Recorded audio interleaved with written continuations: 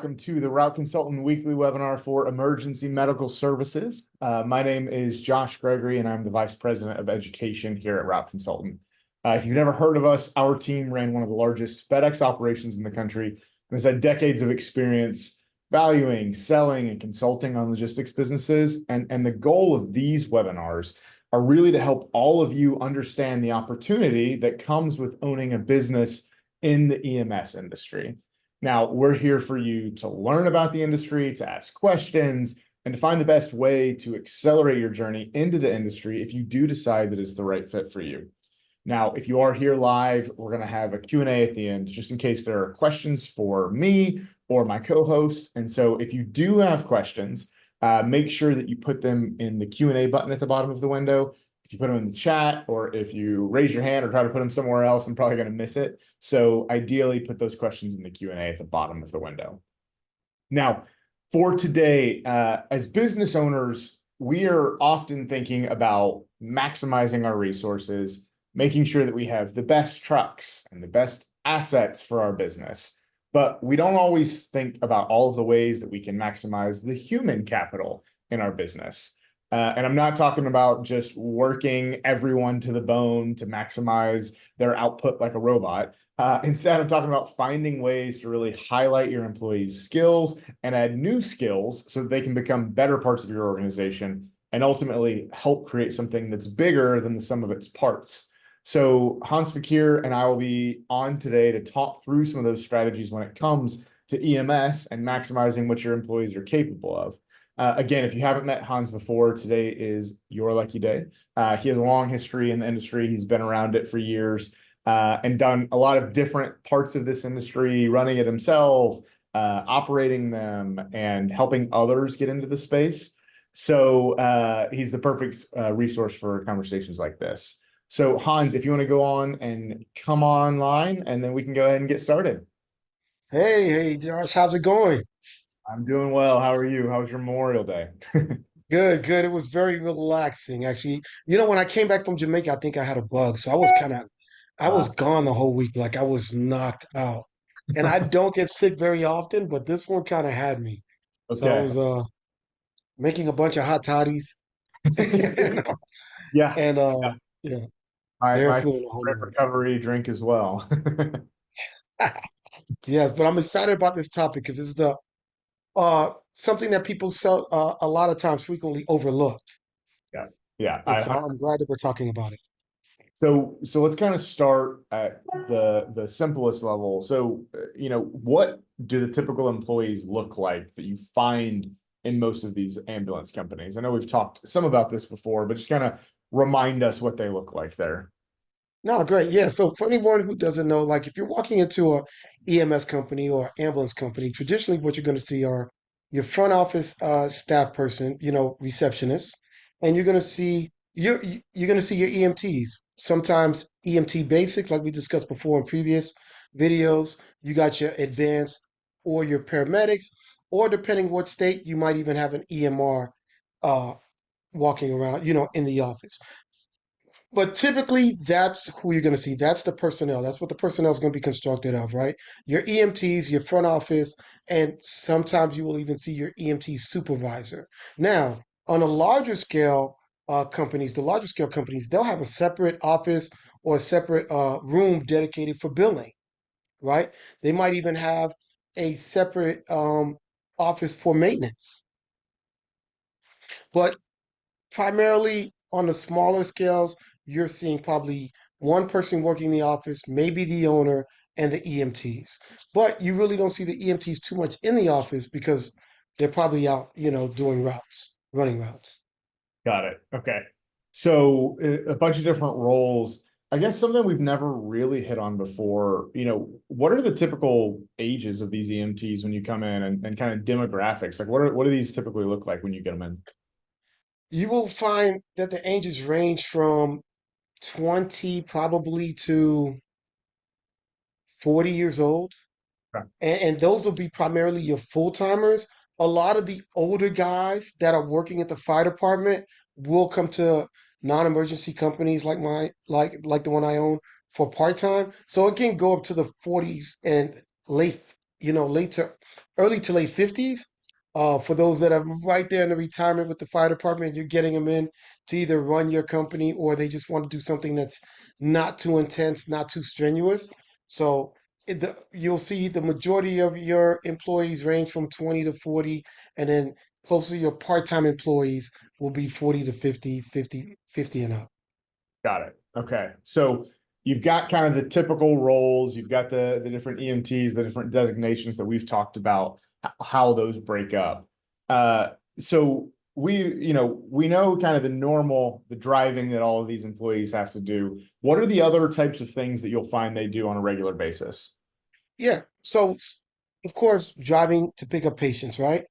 Picking up the patients, right? Doing a proper assessment on the patient while the patient's in the back compartment, right? We always ask our EMTs to look for the most convenient route, not necessarily the quickest route, but the shortest and most convenient route. So they're always watching the roads and paying attention to better ways to get to patients. And really, and again, some companies will ask their employees to clean the trucks, right? Do an inventory count, and market to other employees, maybe. But generally, those roles that we talked about are, making sure that your PCRs are complete, your patient care reports, picking up the patient, making sure there's no accidents that happen in between drop-offs, looking for efficient routes, and that's really it. But there's so much more that can go on beyond that, right? But I'm giving you what you're going to look at with the basic company and most EMTs, what their job description is going to entail. Got it. So there's a lot that goes on outside of those basic roles that somebody's got to do. I guess what are a couple of examples of that? Oh, definitely. Billing can be a whole monster within itself, right? Qualifying the right patient, making sure the patient has the right, if any, deductibles, right? Making sure that they are a viable patient, a patient, the insurance is a payable insurance, right? So billing can be one set. Then having another person supervise all the patient care reports. So after your EMTs do their patient care reports, who's looking over that care report to make sure that it's ready to go to the billing company, right? Making sure that the trucks are properly maintained. That's a separate department, right? So having one person that's dedicated to making sure that they're keeping an accurate account of the truck maintenance log, making sure that every truck is getting, the oil changes and tire rotated on a scheduled basis. So those are a few things that just off the top of my head I could tell you that goes outside of the normal realm of the EMT's job description. Got it, for sure. Okay, so I know a term that I've heard you kind of throw around before, hybrid employees. So what do you think of as that? Yeah. Typically, if you look up the term hybrid employee, it's really for those companies that use employees that can work from home and from work, right? That's what you look at. When I looked up the word hybrid employee, really, it just targets that particular employee, the one that can work from home, flexible, and they could come in to work. What I like to you call my hybrid employees are not just employees that are getting on the truck, picking up patients, doing the PCRs, dropping the patient off, and coming back to work. My hybrid employees now are people that can do a various amount of job tasks. I have a person that does billing. I have a person that does the QCing the reports. My mechanic is an EMT, right? So everybody who works within my company now are hybrid employees. And I had to learn this the hard way. Why? Because I was building a business, not really a company. And with businesses, you'll notice the structure is one person has so many tasks, right? The owner, for the most part, right? Yeah. I'm changing tires, I'm doing oil changes. And the biggest problem with running a business like that is also that when you're called upon to get on the ambulance if somebody calls out, everything else falls by the wayside. Mhm. I realized that when I first started my business, I had two particular employees that were in my office. I had an office admin and a lead EMT, but they were not EMT certified. So what happened when somebody called out? They would call me, the owner, right? I I lost so much money because there was really nothing they could do. I started thinking about creating my own version of a hybrid employee. So Mhm. now I realized that it was easier to hire an EMT and teach them the office uh, duties. It's easier to hire EMT and have them supervise the reports because what they know the verbiage already, Yeah. right? And now, when I started implementing that, even a mechanic, my mechanic is an EMT because it's a lot easier to teach someone who's interested to change tires, change the oil, no, teach them how to do that, and they could jump on a truck. And now you're saving so much money.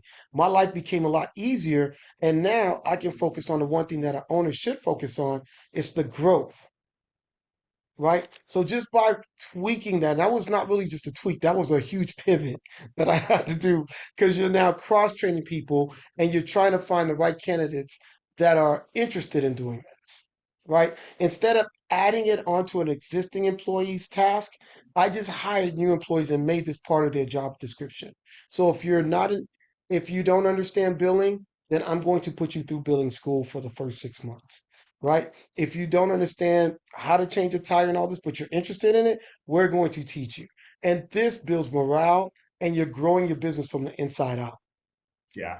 Yeah. And you're not alone. And that's how a lot of owners start this thing where they know that this is their business and they try to own as much as they can because if something goes wrong it's on me, but if I can fix it it's fine. But you're exactly right that if you are the only person who's handling all the little fires and then there's one that you have to go handle, suddenly there's no one to handle all the little fires that you left behind because you had to go fix something else. And so it's a way that you can quickly get overwhelmed and exhausted and lose money, exactly like what you're saying, because you can't focus on actually improving and growing your business. Instead, you're just focused on all these little things.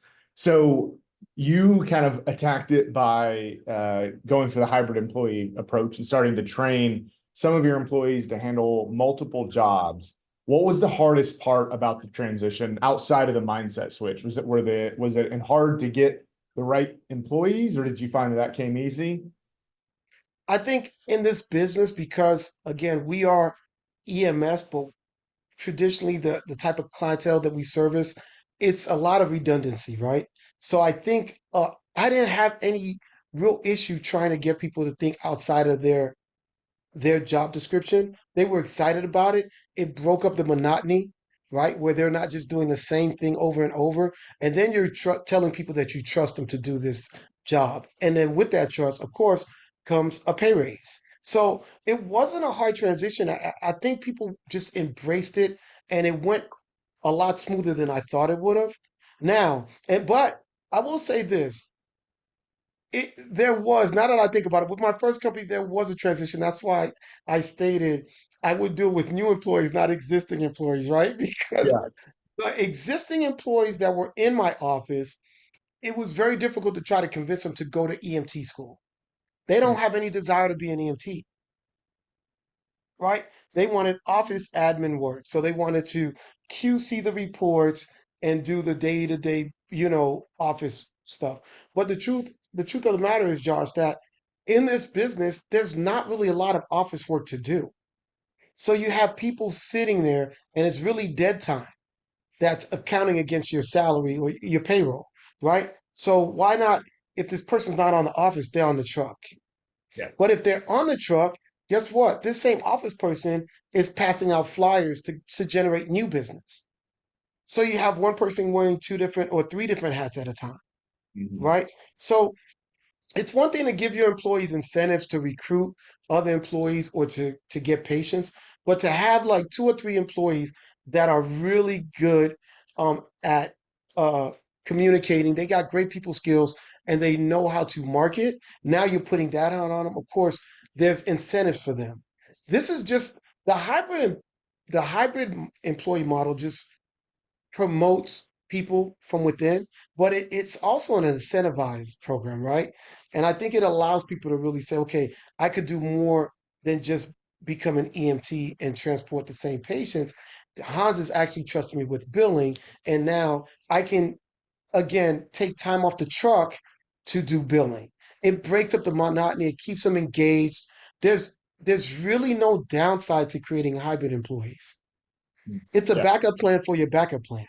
Yeah, and contingency Right. planning is what we always talk about, where you want to, that's I think that's the other key thing an owner should do beyond focused on growth is you're focused on having as many backup plans as you can so that the business always survives. And I think this is the Yes. hybrid employees are great Yeah. for that.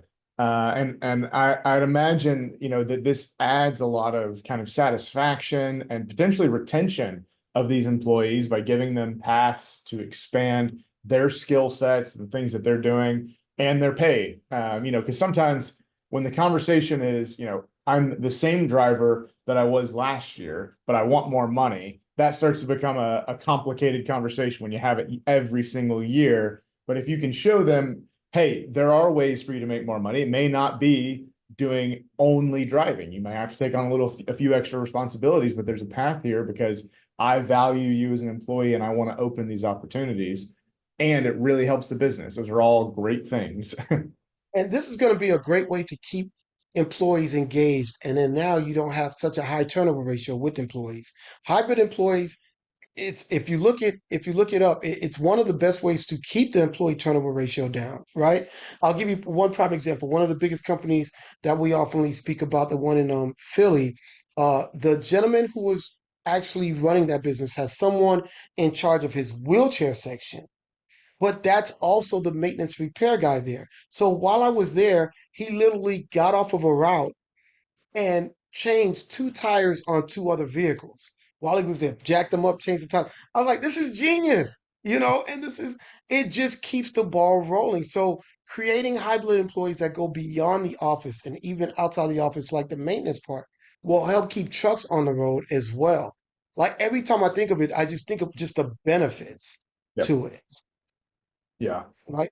It starts looking like you're running a company, not just a business. that's right. And that's what we're definitely trying to help people do. And if you want to grow the number of trucks that you have and the number of routes that you're running, you can't do it if you try to do it all yourself. There's going to come a breaking point where you're going to realize that I have to do less to be able to do more in this business. And part of it is teaching your employees to handle some of those responsibilities instead of holding so tightly to every single thing. You should obviously train them properly so that they're doing a good job.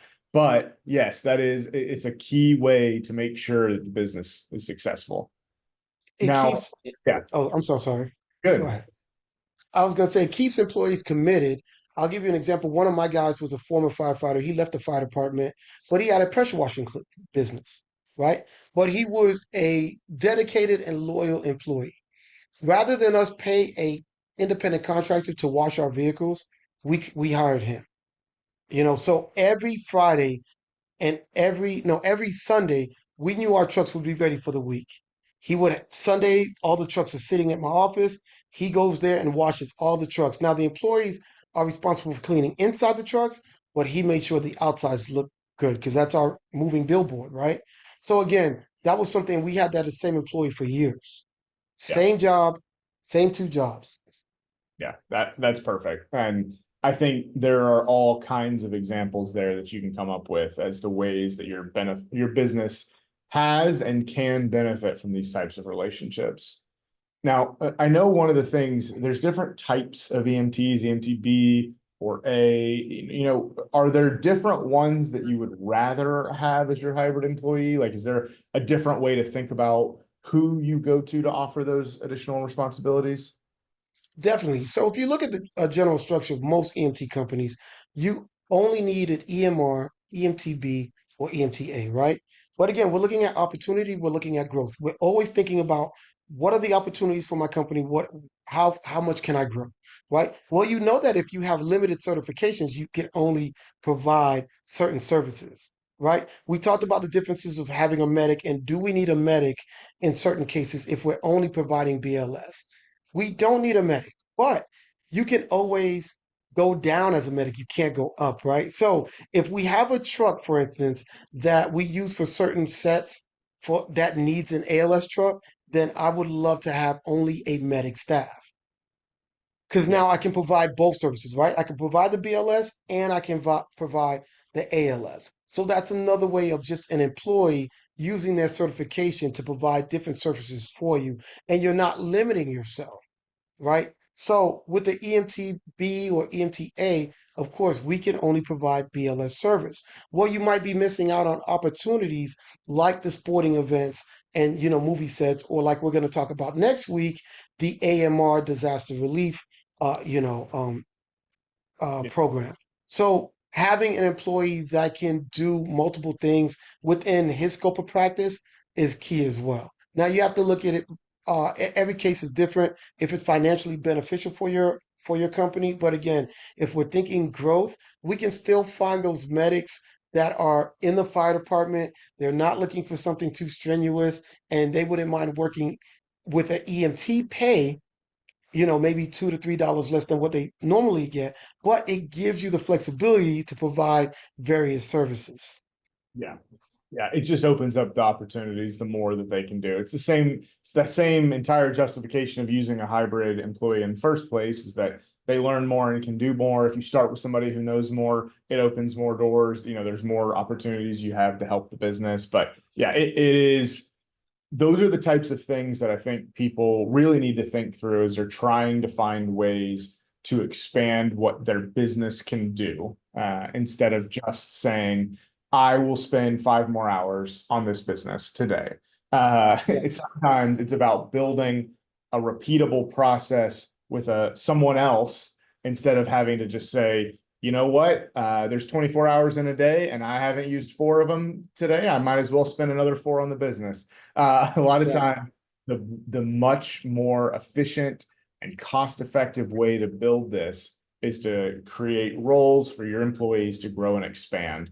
And I know you've talked about a lot. Are there any other examples you have of different ways that you can think of to use EMTs in other roles? Definitely. One of the things that I've done that's been really successful is every company has EMTs. Every EMT or paramedic needs to renew their CPR certification every year, every 2 years. So why not have one of your EMTs become a CPR instructor, right? That's only a 1 day course if they already are CPR certified. In most cases, it's a 1 to 2 day course, and they'll become a CPR instructor in 2 days. Now, you don't have to pay an outside contractor to come recert everyone. You have an a CPR instructor right there in-house. Again, you're paying for the course. It keeps them connected to you. They love that you're empowering them with this responsibility. And now you're saving money because you can teach that course in-house, and you can use that particular EMT to market to nursing homes where who else needs CPR instructors? Nursing homes, assisted living facilities, and you can do a trade-off and say, hey, I have someone here and we'll give you a tremendous discount on making sure that we research all your nurses and all your staff, and we just want to develop a relationship with you. Again, having one EMT that just doesn't pick up patients, but can provide CPR research for not only your company but other companies, is wearing two hats, and it's going to save you a lot of money in marketing, recruiting. It's endless. Yeah. And that one's not even just saving money, it could be a revenue stream. So I think that's just a great illustration of the ways that you need to be creative here. And that you have human capital in your organization that can do more than the basic job description. And sometimes the only way that they'll realize it is if you kind of create those opportunities for them. And so it's both a way that you grow them and invest in them, but also a way that really your business, you're protecting the future of your business by adding contingency layers and saving money over time and creating a way where you can continue to grow because you've got the right pieces in place where your time is freed up to focus on understanding and improving the business that you've obviously invested a lot of time and energy and money into. So you want to make sure that you can continue to invest that time to grow it and make it, as good as it possibly can be. Yep, exactly. That was perfectly said.